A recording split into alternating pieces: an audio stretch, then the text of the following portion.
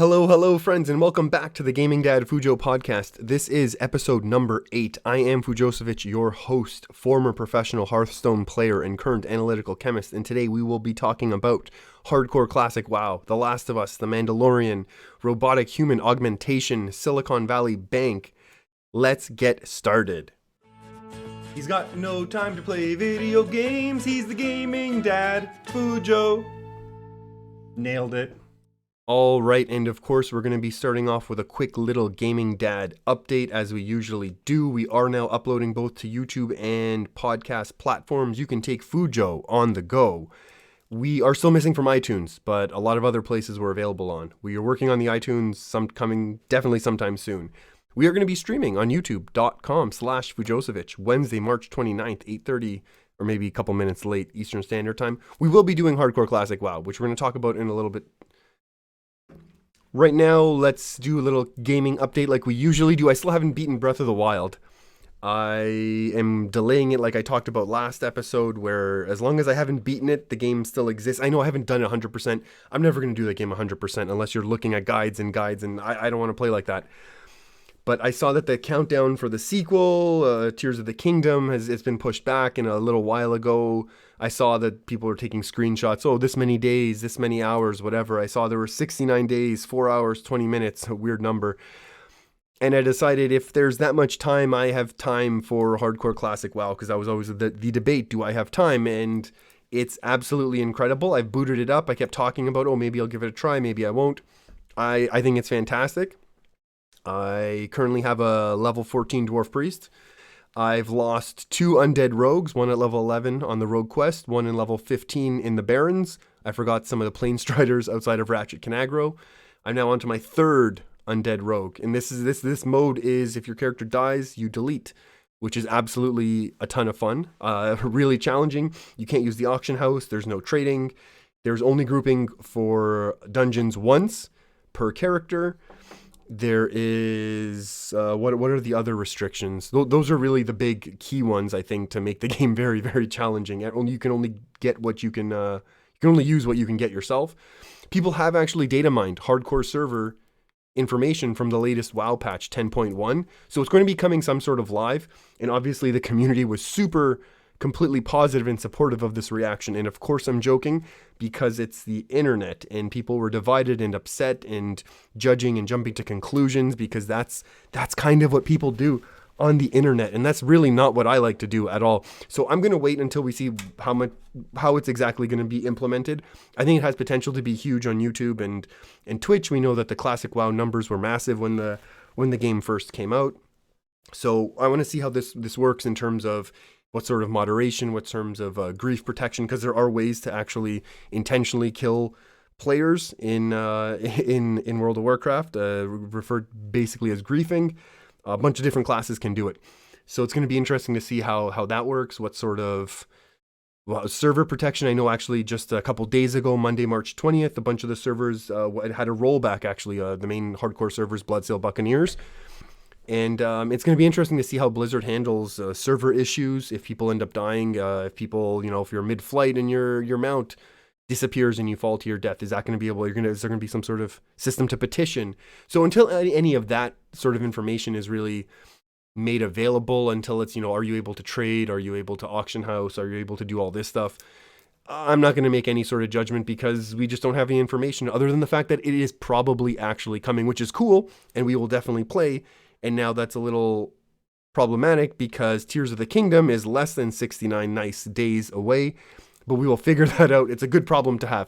So like I said, the stream will be doing some hardcore classic WoW. I think so. You have to do it through an add-on in the game, and you can use multiple computers, but it's a lot easier if you don't. So the character that I have on my recording, formerly streaming computer, now recording computer, and I guess streaming once again soon, computer is going to be a Tauren Druid. And then the rogue is on the laptop for when Fujoso Miss and I are watching our little shows together. But we'll like I said, we'll be doing that on stream, and feel free to stop by, say hi, and we'll talk about this and whatever other gaming stuff is going on.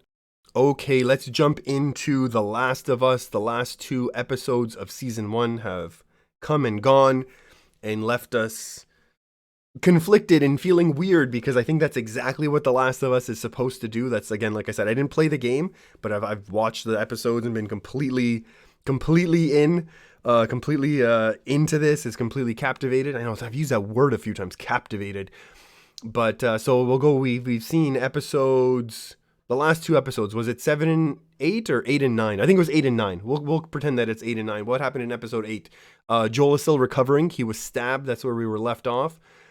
Ellie meets David. Clearly creepy. I think the real debate that I saw, that I know we were having at our casa, is when did you realize that David was a bit of a creep in this episode? When did you realize he was probably not a good person? Definitely when he smacked that young girl in front of everyone. You knew he wasn't a good guy then, and nobody reacted. Everyone was just kind of cool with it. You're like, okay, this guy's up to no good. We find out David is feeding other people to his camp to survive. So that's horrible. You realize that David is up for abusing children, which is obviously horrible. And we see Ellie in a very bad situation. And then Joel's able to overcome his injuries. He's able to fight back. You see, apparently there's game moments of Joel torturing some of the guys that he captures. We have Ellie fighting in the kitchen, which I saw lots of jokes of, like, wait a second, in my playthrough, I always stepped on plates and was discovered and had to keep running away. But you have this very emotional end to this fight, and Joel holds Ellie, and they're crying. He says, "I got you, baby girl." And it's really emotional and sad, and they walk off into the snowstorm. Not into the sunset. This is a snowstorm where they meet up here. We then time jump for episode 9. Ellie is still clearly having some sort of mental struggles and all of that. And there's this giraffe scene, which apparently is beloved in the game. And it was super sweet. And it is a sweet moment of just, there's these giraffes living in Salt Lake City, because clearly they broke out of whatever zoo they were in. And it's a really cool, contrast to this horrible zombie world. I thought that was, I really, really, really liked it. It was cool. And then, of course, we have this horrible thing. They meet up with the Fireflies, and then the big joke again that I saw online, people talking about, Joel's running through the hospital, just taking out all the Fireflies because they captured Ellie, and they're going to, basically, spoilers, but they're going to kill her in order to try and find a cure for all the cordyceps. And Joel's just taking out everyone. It's definitely very game-like to me, where where Joel is kind of like, he's killing a couple guys and has to change weapons and has to very cool that way. Got definitely a couple cool, very, very cinematic moments as he's going through everyone. And then absolutely just ruthless the way the doctor confronts Joel. "I can't let you." And then boom, Joel just takes him out. And yeah, just a couple absolutely really, really rough moments there. And then you see that Joel saves Ellie and they escape, and it's this really tough, it's an interesting thing where it's, there's definitely this small subset of people who are kind of upset that how this ended, and it's anticlimactic with Joel and Ellie have this, "Tell me you weren't lying," and Joel says, "I wasn't," and Ellie just says, "Okay." And you can see there's tension building between the two of them for season 2, but it's just cool that it's not a black and white, there's good guys and bad guys, and you like the good guys, because Joel is, if Ellie was able to save everyone from this zombie cordyceps plague, he's doing this super selfish thing of wanting to keep this girl that he loves in his life, to be able to continue to protect her and all of that. So it's this really, I think it's a great show in that it's able to kind of challenge you, and it's not just black and white, good guys versus bad guys. We like good guys. So I really liked it. It's an emotional thing. It's not just an action go, which I think is the best way to do these suspense. So I think a lot of the show is more suspense than action. There's obviously some great action, like Joel taking everyone in the hospital, super cool. But I really, really liked it definitely for that reason. All right, let's get into Mandalorian episodes 2 and 3 from season 3. It's kind of weird to do back-to-back shows, but again, but what I like to do here is it's kind of me talking about the same sort of stuff that I would have talked about if I was still streaming. So I would talk about these shows. So we're just gonna go through. It's weird that there's 2 shows on the go at the same time, but it's probably just gonna be Mandalorian only for a while. So that'll be okay. There'll be less show talk moving forward. What happened episode 2? There's a bunch of flying around. Actually, I did make this note. there's a bunch of I really liked Mandalorian. I liked episode 2. There's a lot of flying around talking to people. It felt kind of, I don't want to say strange, but interesting that way. I love the fact, however, that they do get to Mandalore. It's super cool to see Mandalore. I haven't finished the Clone Wars, but having Bo-Katan and Mandalore destroyed there, very, very cool. And then the fact that Din has now bathed in the waters to start, I thought that was going to be the whole quest for all of the whole season, but it's already done.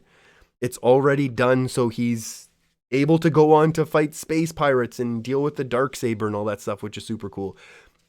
And we jump straight into episode 3, and we have a super, super cool spaceship battle that starts the episode. Absolutely super cool 180 move to take out an interceptor. The N1 entering the atmosphere was super cool looking.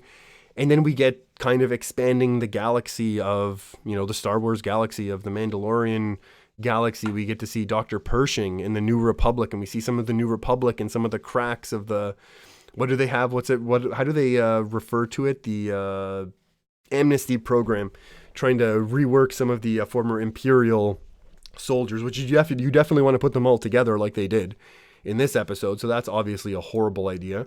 So that's going to not work out well, which obviously it already didn't work out for Dr. Pershing. Somehow he's getting tortured by the former, I forget that person's name, the former Imperial officer, but obviously not going well, and going to get more and more horrible stuff is going to be happening.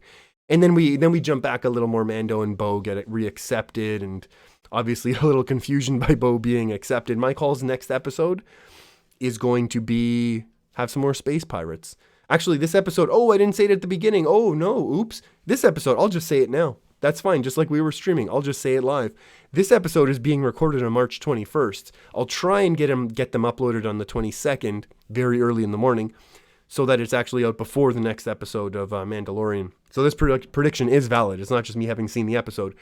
I'm saying space pirates for episode number 4. Because we saw them introduced, and then we saw that there were some Imperial warlords still upset at Mando. I think we're going to continue to expand more bad guys for Mando to deal with. Mando and Bo now. Next major topic I wanted to talk about was human robotic augmentation. So there was an article that I came across that discussed the results of adding a robotic second thumb to patients. And it basically had a clip around your wrist, and then your thumb, let's say on your right hand, your thumb is pointing outwards away from your body, correct? The thumb is basically on the other side, opposite of your thumb, on the inside of your body, basically. And the way that it worked, the system, you had basically a pressure sensor underneath your big toe in order to activate this now robotic extra thumb. And it allowed people to manipulate objects with one hand. Most notably, they were able to hold a bottle and twist it off if there's like a twist type of bottle, which is not exactly the most society's greatest challenge right now. Oh, I need to be able to twist off 2 bottles at the same time. Wish I had 2 extra thumbs. I get that. However, it's very cool to see what is possible. So what this study found was there was a sample size of 600 people between the ages of 3 and 97. 98% of those people were able to get this system working and be able to manipulate things in an incredibly coordinated way within the first minute. They were able to figure this sensor to be able to press another part of their body to manipulate a new thumb. So I said that's 98%, that's 588. I did the math. Out of 600 within 1 minute were able to do this and manipulate objects as they were instructed during this test. This is super, super cool. This is potential next level for not only for like legitimate, obviously there's legitimate medical needs. If someone's lost a limb, if people have lost fingers, anything like that, developmental issues. And if you're able to help people like that, that's absolutely incredible to show. I know there's been lots of robotic and developments like this before, but just to see this continue to develop, and I'm not saying we're going to be going like Dr. Octopus where we're all getting extra full-on arms and all that, but this is really, really cool to show that this stuff is being worked on. And And again, like I said, the big thing from this study was opening a bottle, twisting bottles with one hand, which, I mean, I guess, you can, I don't know, you're in the kitchen, you're going to cook a little faster, you're barbecuing. But again, this has like real life, intense practical applications in addition to just, and then maybe it can be for dangerous work as well. Let people be able to manipulate things. I know they talked about, in the article, they also talked about surgeons being able to manipulate cameras and lights themselves, as opposed to having a second person be able to help them. There could be dangerous construction, dangerous mining, deep sea diving, things like that could all be aided with this technology as well. So it's really, really cool that it's kind of here and being worked on. And again, like I said, it was just a very simple strap that went on the wrist, was connected through just this pressure pad. I know different technologies have try to connect to nervous systems. So you can kind of like, you'd have a twitch in your hand and your wrist muscles would be able to manipulate this thumb, which I'm assuming is then the next developmental step of this, which is just super cool. And this is something, like I said in the past, I want to keep following up on. It's just a very, very interesting topic. I don't think we're going to get to Dr. Octopus levels. It would be fantastic, though, if we were ever able to get there. And then we can just all harness the power of the sun. And that would be all right as well.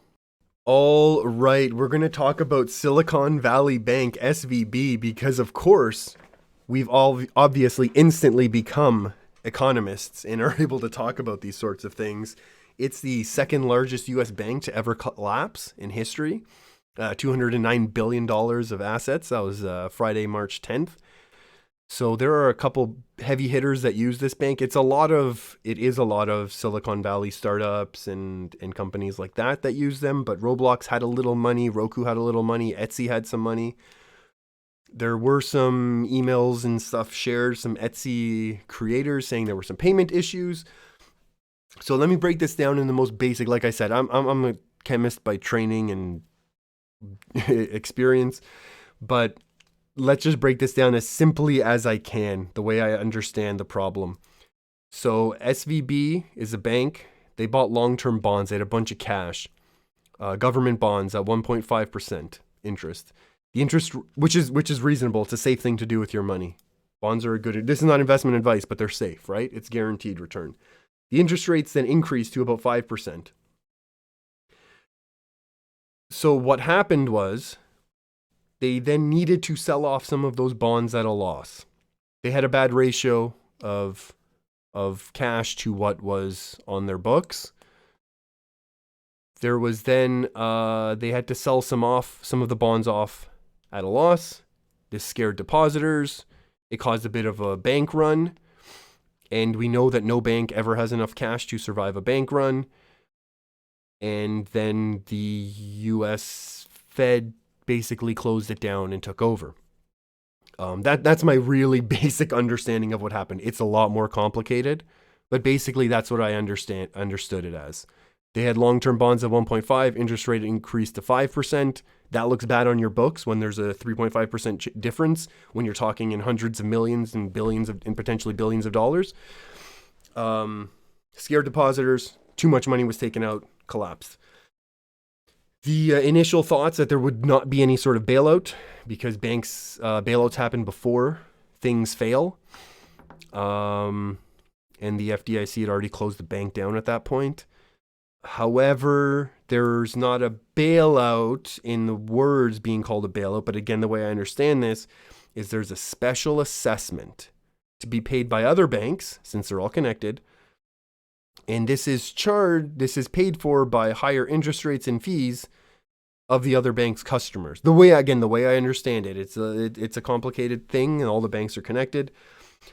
So it's not directly a bailout the way that 2008 was, but it's still the people who are bailing out the companies. And we know that these companies, executives are definitely the ones benefiting the most in all cases.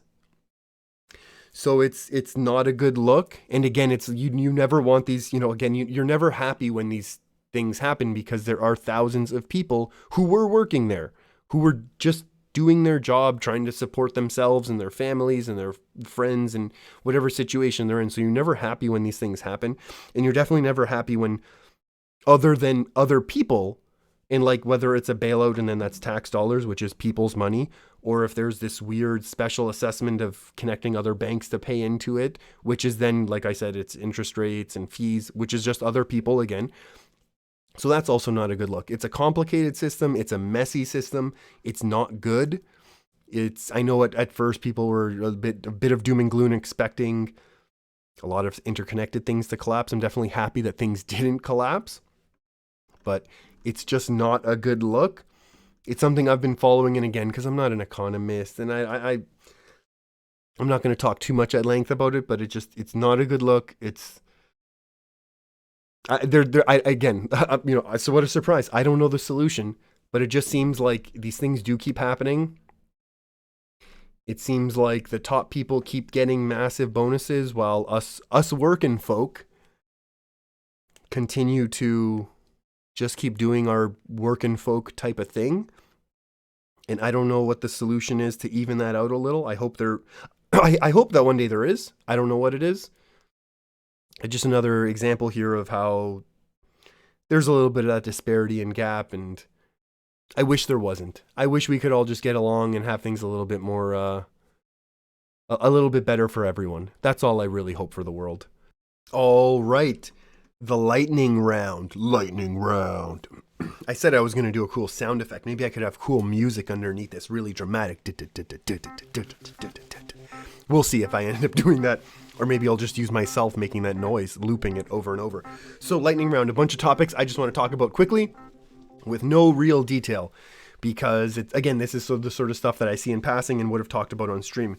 Diablo 4, beta testing happened, open beta. There's a ton of server lag.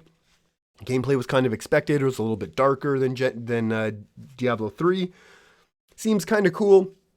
It's kind of what people expected. It's not as intense as Path of Exile was. It was never going to be. Generally well received, but like I said, server issues, and again, that's to be expected because everyone's trying to log on to get as much time as they can with this free time on this new game that's coming out. What's the next lightning round topic? Ooh, this is actually a follow-up to a story we told a week ago, a podcast ago or 2 podcasts ago. There are 2 British Columbia companies that have been given the green light to legally manufacture street drugs. This is a Health Canada licensing to possess, manufacture, and distribute hard street drugs, most notably cocaine and psilocybin. Psilocybin? What the heck is that? Magic mushrooms, basically, magic mushroom extracts. There are a couple articles about this. I know we talked about how British Columbia has decriminalized all personal use amounts of street drugs, in an attempt to make it no longer a criminal issue, but a mental health issue, be helping people to battle their addictions and things like this, allow police officers to work on other issues. So it's an interesting thing they're doing. And this is right now, these Health Canada licenses are allowing these 2 companies to distribute to other entities that have similar licensing for scientific and medical purposes, including pharmacists, practitioners, hospitals, and holders of this exemption of the Controlled Drugs and Substance Act. So both companies have spoke about wanting to help with future harm reduction and creating a safe supply because, there's issues. There's a lot of fentanyl. A lot of street drugs right now are laced with fentanyl, which is incredibly dangerous. And so the companies have both talked about if there is going to be a safe supply, it needs to start somewhere. It needs to start in, pharmaceutical manufacturing. And this is one step, again, because this is a long-term program for British Columbia. This is one of the steps they're trying to take.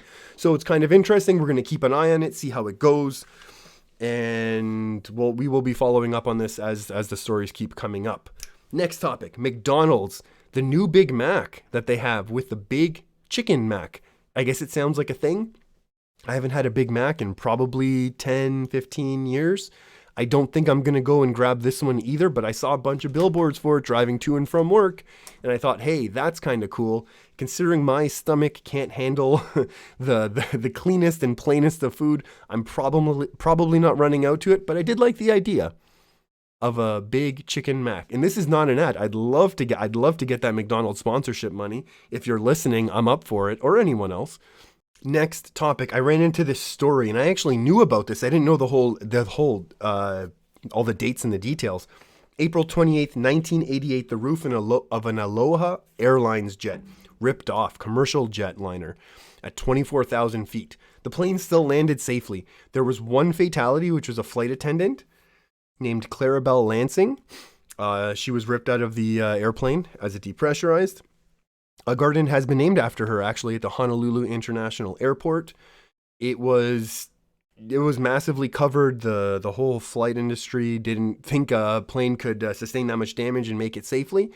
Absolutely terrifying. I'm incredibly scared of flying. And this story absolutely terrifies me. I knew about it because I have been to Hawaii back when I was younger. And we were told, you know what? Why don't we all just keep our seatbelts on whenever we're making these little jumps between the islands? We were lucky enough to be able to go visit a couple of the islands in Hawaii. And my parents at the time had heard of this story. And they said, let's just be a little extra careful, even though this is a half-hour flight. And I've been scared of flying before then and ever since then. And I just ran into this story and I thought, well, I'm not flying for any time soon anyways, but that's not going to make me sleep any better at night. Next story. Fortnite Studio was hit with a 201 million euro fine. Fortnite's design was deemed to be manipulative in tricking people into buying things they didn't want, and because it's obviously marketed towards kids, they're using their parents' credit cards. And then there was issues with some of the accounts that were being locked once there were chargebacks put on their accounts on the credit cards. And that sounds like a lot, and it is a lot of money. Don't get me wrong. If I had that much money, I could do a whole lot of nothing forever, and many generations of my family would do nothing and be able to live very comfortably. And I just want to be clear, not do nothing. You just be able to do what you want. If you have that much money, you're still going to do something. You're just not going to have to work your 9 to 5, your 9 to 6, your 8 to 6, whatever it is that you're doing. You're going to still do something. You're just going to be able to do passion projects instead of survive projects. So that's what I mean when I say that, just to be clear. And it is a lot of money, like I said, but Fortnite has made $9 billion in 2 years. So if you make $9 billion and you have to pay $201 million, that's just the cost of doing business as a fine, right? Like if you're making $9 billion and you pay $201 million, you know how much money you've made? You've basically made $9 billion. So it's a lot, but and I'm sure they're not happy. I'm sure they're not happy about it, but it's the cost of doing business. So they'll just take it and move along. Next topic, the Toronto Blue Jays. I mentioned the Toronto Blue Jays. The preseason ends. I think the first game of the season is 9 days from the date of this recording. I need to start remembering to say the date right at the beginning. That's much better. Way more professional. That's it. Next episode, I'm professional. The Blue Jays have announced $20 tickets. Whoa, that do not give you a seat, but allow access to all of the new standing roaming sections of the park. There's a lot of big renovations going on at the Blue Jays Stadium, which used to be referred to as the Skydome, which is what I refer to it as, but it's now the Rogers Center, which seems really cool. And maybe we'll bring the whole Fujo clan out one day for an afternoon summer game. We can with all these renovations, there's a lot of cool outfield places to just hang out and stand, and sitting areas and group sitting areas and group standing areas. And I think that's really cool. I know a lot of other Major League Baseball stadiums do that. I think it's really, really, really cool. And maybe I'll actually be able to go check that out, because that's an interesting way to spend an afternoon, and it's affordable. And the really cool thing about a lot of baseball stadiums, you can bring in as much food as you want. No alcohol, but you can bring in a whole ton of food. So it can actually be pretty affordable, a little bit of an afternoon. Okay, and we are going to end on a quick little story about the fact that we went to a wedding recently, Fujoso Miss and I, and we had a lot of fun, great food, great conversation, talking with everyone at our table and stuff. Now, normally I like to hit up the dance floor when I'm at a wedding. I get a little loose. I'm on the dance floor. I got some moves. I got a bunch. Well, we like to have fun. We like to party and all that. That's fine. Now, I wasn't super close. It was Fujoso Miss's friends, so I didn't really know many people there, and I just wasn't as comfortable. And maybe it's a little bit of my social awkwardness, but I just wasn't able to get loose and into it. And it's, again, like I said, it was a great party, a great atmosphere. Everyone's having a great time. Like I said, no problem there. It just, maybe it's just maybe it's a confidence thing. Maybe it's I don't know what it is. It's some weird social thing where I just wasn't able to get into, I don't know, that kind of mood, that atmosphere, the way that I normally would. And I think that's a me thing. But I don't know what that is, where that comes from, what it is to work on, what it is to improve. How do I improve myself? But that was a really interesting kind of weird thing, and I don't know what that is. I'm assuming it's just a confidence thing where it's, hey, you look around a room and you're like, hey, who do I know here? Not almost kind of no one. But and so maybe that's just kind of a natural, maybe that's just a normal kind of reaction. I don't know. Okay, and that is going to be it for this episode. Quick reminder, of course, if you made it this far, thank you. I hope you're doing great. How are you today? Leave a comment and like and subscribe, review, all that good stuff. If you made it this far, you might as well, right? Quick reminder also, if you made it this far, we are going to have a stream Wednesday, March 28th, 2023, 8:30 p.m. Eastern Standard Time. You can do your time conversions. Google has that capability. Feel free to stop by. And I'm going to go. I'm going to wish you all a great morning, afternoon, evening, wherever and whenever you are. Stay safe and be good to each other. And we will talk to each other sometime very, very soon. Bye-bye.